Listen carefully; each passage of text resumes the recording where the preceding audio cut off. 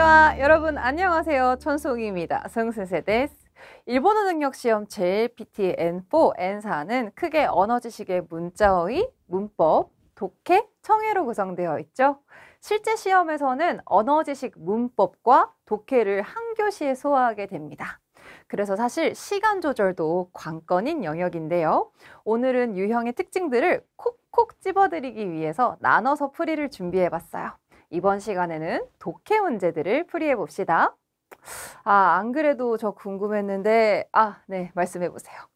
문법 문제에서도 마지막 유형은 마치 독해 문제처럼 해석해서 풀었잖아요. 네, 맞아요. 문법에서는 앞선 내용에 자연스럽게 이어질 수 있도록 알맞는 문형이나 접속사, 시제에 맞는 의미에 맞는 변형, 부사 등을 골라야 했다면 독해에서는 스토리, 일기, 메모, 메일, 메시지 등 일상적인 이야기나 포스터, 안내문, 설명문처럼 뭔가 정보를 가지고 있는 글, 즉 각 글들이 가진 특징을 잘 이해하고 이 글을 통해서 무엇을 말하고자 하는지 내용에 집중해서 푸는 문제들이 등장한답니다. 아니, 왜 이런 글을 썼을까? 만 생각하시면 그 필자의 생각에 막 이입을 해보시면 모든 문제를 한결 쉽게 접근하실 수 있어요. 그럼 본격적으로 독해 유형 살펴볼까요? N4의 독해는 단문 독해, 중문 독해, 주어진 자료에서 필요한 정보만 검색해내는 정보 검색 유형으로 구성되어 있답니다. 여러 문장이지만 문제를 먼저 읽고 이 글을 왜 썼을까, 뭘 물어보고자 할까 차근차근 필요한 내용들을 파악하면 충분히 풀 수 있는 난이도예요. 단문 독해부터 도전해 볼게요. 이런 단문 문제를 풀 때 중요한 부분은 바로 문제를 먼저 읽고 어떤 정보를 파악해야 하는지 생각하면서 지문을 읽어야 한다는 점이에요. 그 흔히 말하는 그 출제자의 의도 있죠? 꼼꼼히 모든 단어들을 읽고 완벽하게 해석해서 풀어야지 하다 보면 오히려 문제에 관련된 핵심 내용을 놓치기가 쉽답니다. 첫 번째 문제부터 볼게요. この文章を書いた人が一番言いたいことは何ですか? 이 글을 쓴 사람이 가장 말하고 싶은 건 무엇일까요? 네, 바로 주제를 찾는 문제네요. 이렇게 단문 유형은 짧은 글인데 이 안에서 정확한 의도를 드러낼 수 있는 뚜렷한 목적성을 가진 글의 형태가 많아요. 어쨌든 시험이니까 초반부터 나는 죽었다 이런 느낌으로 너무 시적으로 전개하기보다 혹은 주제를 지금부터 시작하겠습니다. 이게 주제야! 그럼 체크하고 바로 넘어가 버릴 수 있겠죠. 그렇게 하기보다는 관련된 통념들 혹은 흔히 생각할 수 있는 자기의 경험들, 잘못된 생각들, 문제 상황과 관련된 배경들을 설명해주고 마지막 부분, 뒷부분에서 그래서, そして, それで, 우선은, まずは, 하지만, 네모 같은 접속사와 함께 뭔가 강조하는 뉘앙스로 실제 하고 싶은 주제를 전달하는 패턴이 많답니다. 자, 그러면 본문으로 바로 넘어가 볼게요. 이 보기는 너무 읽고 싶죠. 하지만 이 보기는 본문의 내용을 살짝 꼬았거나 바꿨거나 다른 문장들을 합쳐서 오답으로 내는 경우가 많기 때문에 먼저 읽고 시작하면 오히려 어떤 게 본문의 내용이었나 헷갈릴 수 있어요. 문제만 확인하고 본문으로 넘어가 볼게요. 最近 인터넷에서 최근에 買い物をする人が増えました. 쇼핑을 하는 사람들이 늘어났습니다. 이런 흔히 있는 상황들, 우리 현재에서 볼 수 있는 여러 상황들, 주제에 대해서, 소재에 대해서 조금 추측하게 만들죠. それで, 그래서 買い物しすぎて, 너무 쇼핑을 많이 해서 お金がなくなって 돈이 없어져서 困る人も多くなったそうです. 곤란해하는 사람도 많아졌다고 합니다. 전문의 소데스네요. 私は皆さんに買う前に 저는 주제, 필자가 주어로 막 드러났죠. 저는 여러분들에게, 우리 독자에게 사기 전에 1日 하루 考えてから 생각하고 나서 買うようにしてください. 사도록 해주세요. 라고 と言っています. 말하고 있습니다. 네, 문장의 중간이지만 문제가 될 수 있는 상황을 말해주고 저는 여러분들에게 이렇게 하도록 해주세요 라고 직접적으로 어필하는 형태의 구문이 나왔죠. 인터넷과 인터넷은 이츠데모 언제든지 가이모노가 되기마스카라 쇼핑을 할 수 있으니까 벤리데스 편리합니다. 네, 장점을 잠깐 얘기했지만 방금 언급했던 그래도 하루는 이라고 하는 부분에 대해서 일단은 반론 난 그래도 편한데 라고 할 수 있는 부분을 그냥 살짝 혹은 시험 문제이기 때문에 헷갈리게 만들기 위한 서술이죠. 네모 하지만 네 접속사 나왔습니다. 미나상 기어츠케테 정말 주의해서 조심해서 가이스기나이요니 시테쿠다사이 다시 한번 테쿠다사이 형태를 써서 너무 많이 사지 않도록 해주세요. 네, 2번이나 뭐뭐하게 해주세요라고 간접적으로 돌려 말하기 좋아하는 일본어가 직접적인 부탁의 형태를 띠고 있습니다. 정답은 몇 번일까요? 네, 3번입니다. 혹시 사실 난 아직 문제를 안 풀고 바로 보는 중인데 하시는 분들은 잠시 멈추고 다른 보기들도 함께 읽어보세요. 네, 3번 보시면 인터넷에서 쇼핑을 하는 때는 잘 생각해 주세요. 기요츠케테 이치니치 강가에테 까라 라는 말과 비슷한 형태로 잘 생각해서 라는 보기가 들어가 있죠. 1번은요. 인터넷에서 쇼핑을 하는 사람이 많아졌습니다. 요건 그냥 지금의 배경이 될 수 있는 일종의 상황 설명이었죠. 이번에 인터넷에서 쇼핑을 너무 많이 해서 곤란한 사람들이 늘어났습니다. 마찬가지로 그런 상황이 있기 때문에 저 필자는 이걸 강조하고 싶습니다. 요비카케타이 데스 라고 언급한 내용을 고르는 게 주제죠. 4번 인터넷에서 항상 쇼핑이 가능하니까 편리하네요. 이 부분도 있었습니다만 정답은 아닙니다.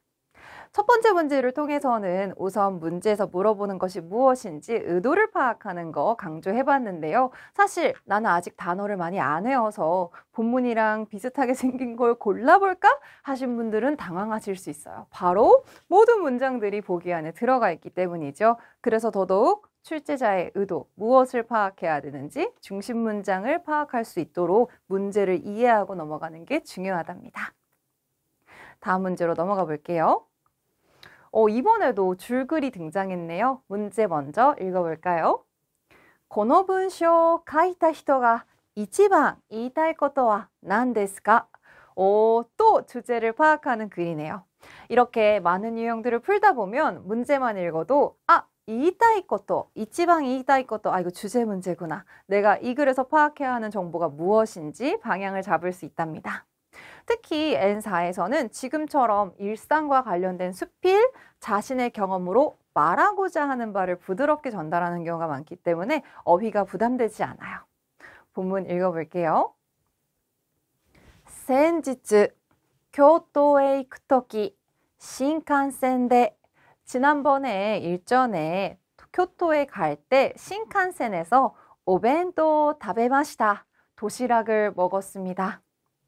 유명한 요리店の 오벤토데 요리땡이에요. 유명한 요리점의 도시락으로 오카즈가 히토츠 히토츠丁寧に 作ってあって 반찬들이 하나하나 정성으로 되게 정중하게 만들어져 있어서 있고 아지모 혼토니 오이시카타 데스 맛도 정말 맛있었습니다.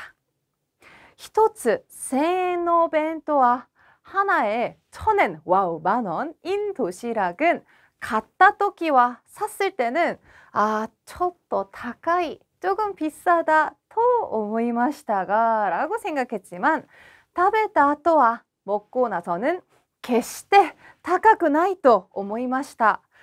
결코 비싸지 않다고 생각했습니다. このお弁当を作った人は 이 도시락을 만든 사람은 本当に料理が好きだから 정말로 요리를 좋아하니까 美味しいお弁当が作れるのでしょう. 맛있는 도시락을 만들 수 있는 것이겠죠. 자, 가장 말하고 싶은 것이었는데 처음에는 뭐 정성이 있지만 가격이 좀 비싼가 했는데 먹어보니 미 하면서 이 정도는 낼 만하다. 정말 요리를 좋아하는 사람이구나 라고 느꼈다고 하죠. 이런 긍정적인 표현, 도시락 거의 끝물인데 뭔가 말하고 싶은 내용에 대해서 구체적으로 언급한 느낌이 들죠. 다베나가라, 먹으면서 토테모 이 기분이 나리마시다. 정말로 좋은 기분이 되었어요. 나를 행복하게 만들어주는 도시락. 네, 뚜렷하게 주장의 내용이 있다기보다는 본인의 경험을 통해서 말하고 싶은 바를 전달하고 있죠. 1,000엔 주고 사서 비싼가 했지만 너무 행복하게 날 만들어준 도시락이 메인 내용이 되겠어요. 정답은 4번이죠. 사실 중간중간에 이런 문형은 이렇게 해석해야 됩니다. 여기는 뒤에 부정형이 와야 돼요. 라고 말씀드리고 싶었던 것들이 있는데요. 여러분들께서 우선 이 문제를 접근하는 방식, 답을 정확하게 파악할 수 있도록 해석도 중요하고 문형도 중요하지만 의미적으로 더 가까이, 더 깊게 봐야 하는 문장이 어떤 것인지를 같이 발견해보는 연습을 위한 풀이이기 때문에 여러분들께서 저희 교재를 활용하시면서 저희 여러 가지 정보들을 보시면서 부족한 부분들은 다시 채워보시고 복습해보시면 좋을 것 같아요. 와, 이 정도 실력이라면 여러분들이 직접 일본어로 글도 써보실 수 있겠어요. 직접 써보는 것 역시 독해 실력 향상에 도움이 됩니다. 내 의도를 어떻게 전달할 건지 고민해보고 필자에게 공감할 수 있는 거죠. 거꾸로 독해 문제를 M4 시험 따야 되는데 너무 어렵다. 이렇게 단순히 시험 문제라고 생각하지만 않고 참고할 수 있는 글, 나중에 내가 직접 쓰게 될 글의 형태로 차근차근 읽어보는 것도 작문 실력에 도움이 된답니다. 이번에는 정보를 담고 있는 글을 살펴볼게요. N4, N4 등의 일본어 능력 시험은 말 그대로 이 사람이 일본에서 생활한다면 이만큼의 시간을 투자해서 공부했을 때 이 정도 수준을 이해할 수 있다. 그러면 몇 등급? 이렇게 실질적인 능력을 등급화한 것이기 때문에 일부 언어 시험들처럼 문법, 문어체 실제로 안 쓰는 말이 아니랍니다. 특히 N4는 주체기관에서도 이렇게 명시하고 있어요. 기본적인 어휘나 한자를 사용해서 쓰인 일상생활 중에서도 가깝고 친근한 화제, 소재의 글을 읽고 이해할 수 있나? 그러니까 회화에서 쓸만한 예를 들면 이렇게 일본에서 여행을 하다가 자전거를 탔는데 자전거를 주차해두는 장소에서 시간당 얼마지? 어떻게 들어가야 되지? 어떤 점에 주의해야 하지? 직접 겪을 만한 일들을 잘 해석할 수 있고 내가 필요한 정보를 잘 솎아낼 수 있는 능력을 보는 거죠.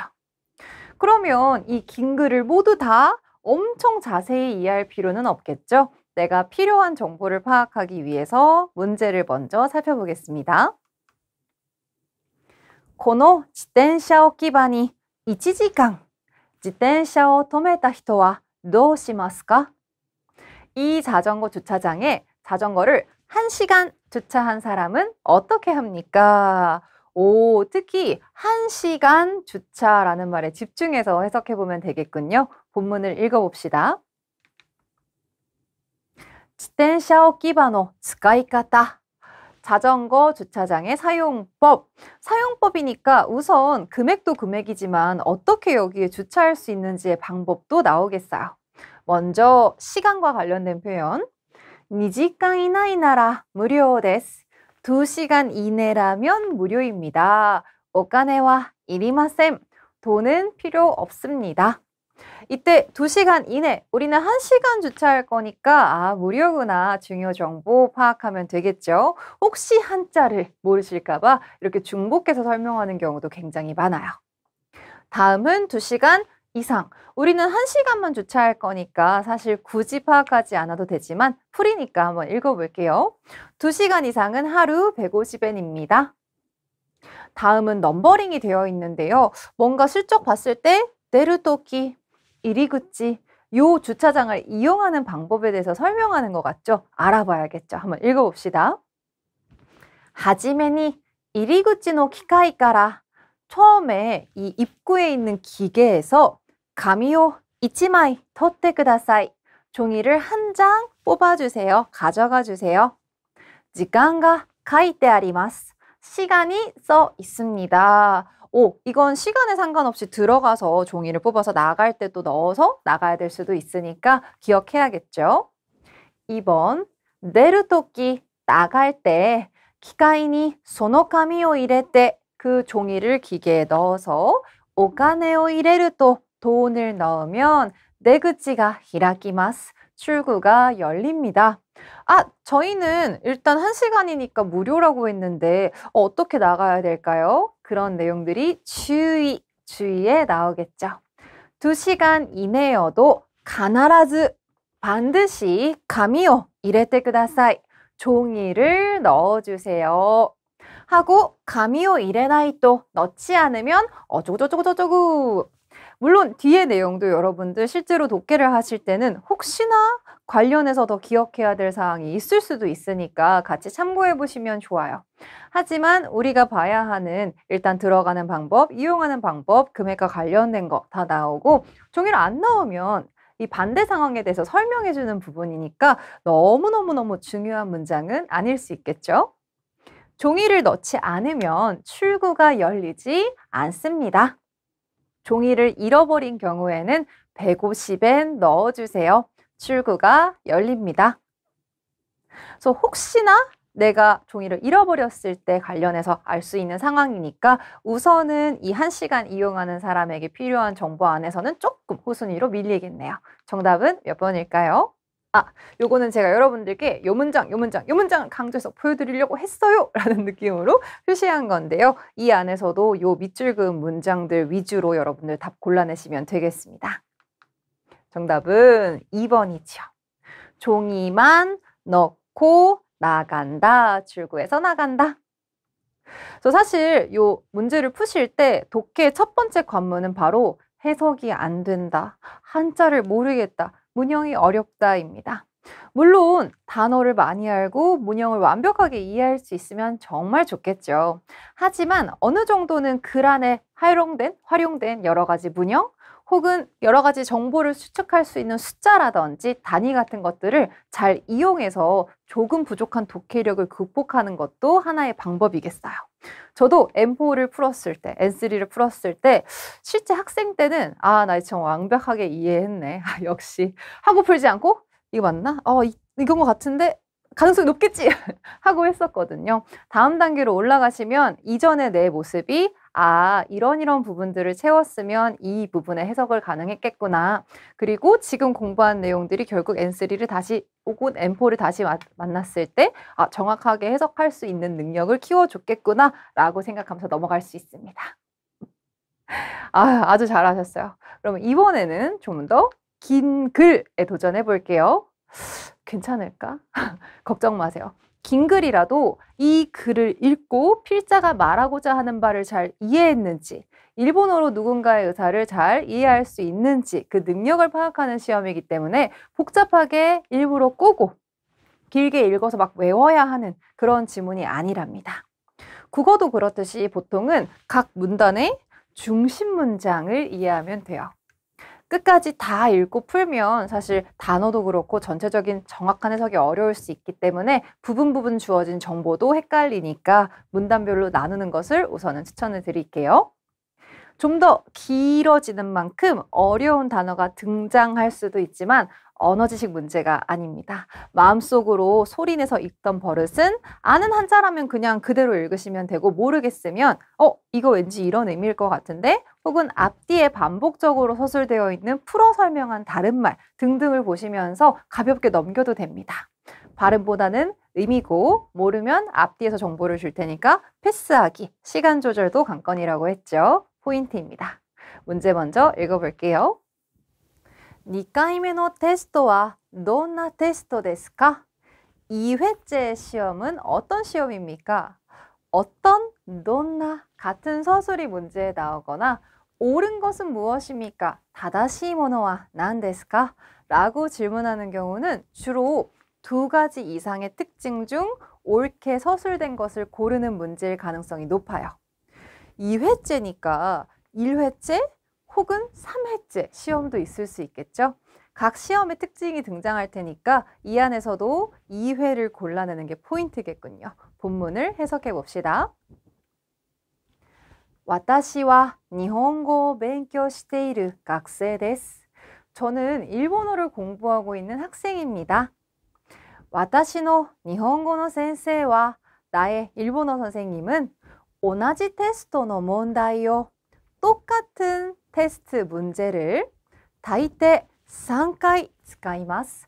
주로 3회 씁니다. 아, 2회째 테스트도 1에서 나온 거군요. 이 부분에서 2회라는 말이 등장한다면 메인 내용이 될 수도 있겠고, 만약 안 나온다면 다른 특징들을 잘 구분해서 2회째를 고르면 되겠죠. 1回目は 1회째는 다다시 코타에요. 옳은 답을 A, B, C, D, A, B, C, D의 中から 중에서 選ぶ 試験です. 고르는 객관식 시험입니다. これは大体 이것은 대체로 みんなよくできます. 모두 잘합니다. 1時間ぐらい後で 1시간 정도 뒤에 1回目と 1회째와 同じ問題で 똑같은 문제로 試験を受けます. 시험을 칩니다. 1시간 뒤, 1회 뒤? 그러면 왠지 2회의 내용이 나올 것 같죠? 2回目の試験の紙は 두 번째 시험 종이는 問題の文だけで 문제만으로 A, B, C, D, A, B, C, D의 4つの答えがなくて 4개의 답이 없고 自分で答えを考えて書きます.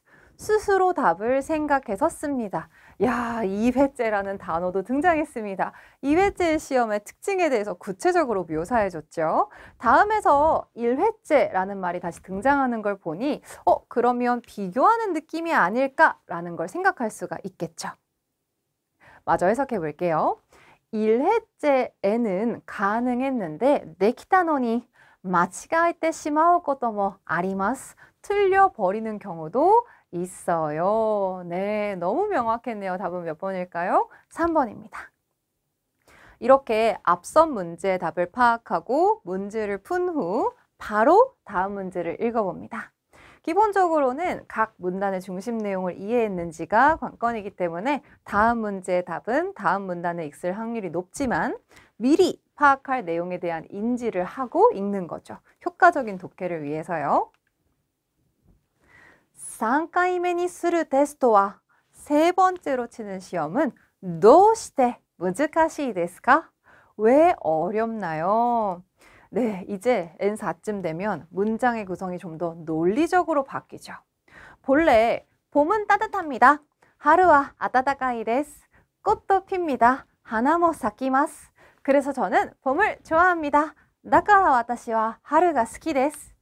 가 NO였다면 봄은 따뜻하고 꽃도 펴서 저는 봄을 좋아합니다.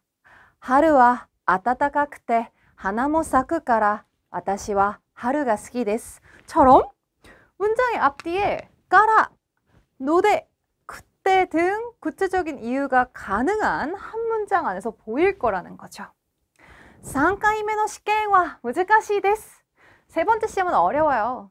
로 마무리되는 게 아니고 이러이러해서 어려워요. 어렵습니다. 이렇기 때문이에요. 라고 이유를 나타내는 표현을 잘 찾아봅시다. 3回目はその1時間ぐらい後で 세 번째는 그 1시간 정도 뒤에 自分の1回目の試験の紙を見ながら자기의 1회째 시험지를 보면서 どうしてその答えが正しいのか, 어떻게, 어째서, 왜 이 답이 맞는지를 どうして他の答えは正しくないのか, 어떻게, 왜, 어째서 다른 답은 옳지 않은지를 日本語でうまく友達に説明できるかどうか, 일본어로 잘 친구에게 설명할 수 있는지, 어떤지, 없는지 테스트를 합니다. 네, 세 번째 테스트에 대한 정보가 나왔어요. 잘 설명할 수 있는지 없는지 1회째 시험지를 보면서 같이 고민해보고 이야기해주는 거. 보기만 해도 어렵지 않나요? 다다시 고타에와 와카tte 이테모 답을 알고 있어도 왜 옳은 건지를 알아도 그 문제의 답을 알고 있어도 우마쿠 세츠메이스루 노와 무즈카시 노데 역시 이유 표현이 등장했네요. 友達と一緒にわかりやすい説明を考えます.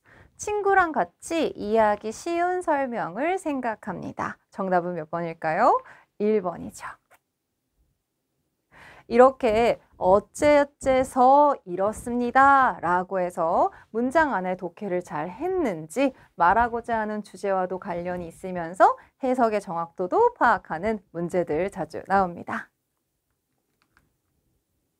다음은 밑줄이 있는 문제네요. 자, 특히 밑줄이 있는 문제라면 자, 나를 잘 봐!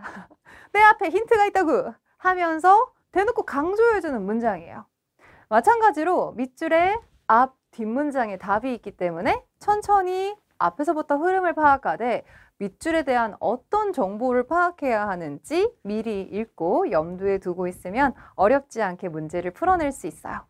주로 그 밑줄이 나타내는 게 구체적으로 무엇인지, 무엇, 왜 그렇게 생각하는지 이유를 물어보는 문제랍니다.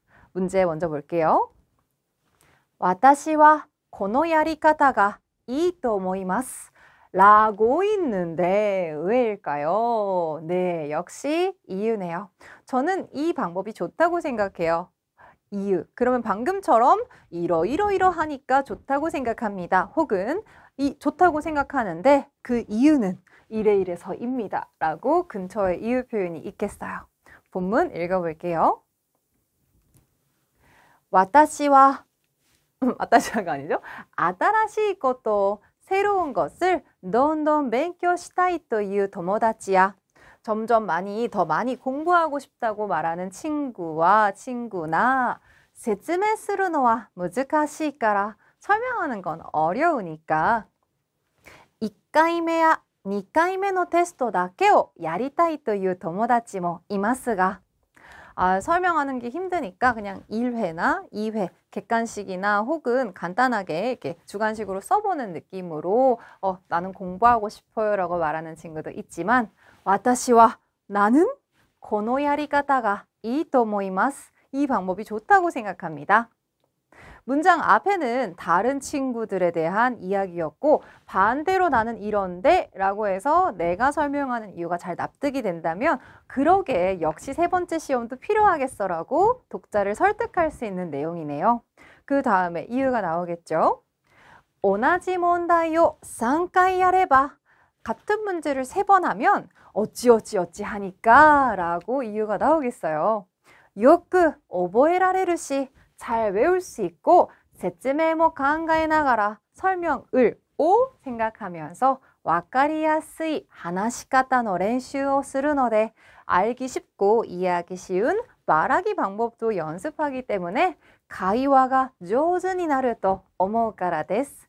회화가 능숙해질 거라고 생각하기 때문입니다.